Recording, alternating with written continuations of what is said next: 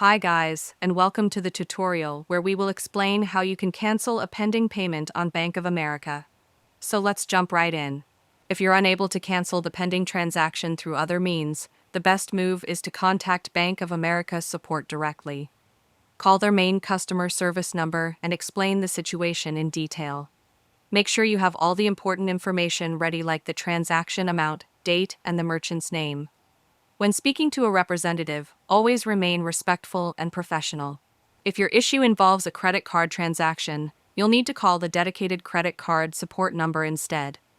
Now, if the pending transaction is a Zelle payment, there's a chance you can cancel it through the Bank of America app or website, but only if the recipient hasn't enrolled in Zelle yet. To check this, open the app and go to the Pay and Transfer section. Tap on Zelle and locate the pending payment. If it qualifies, you'll see the option to cancel the payment right there.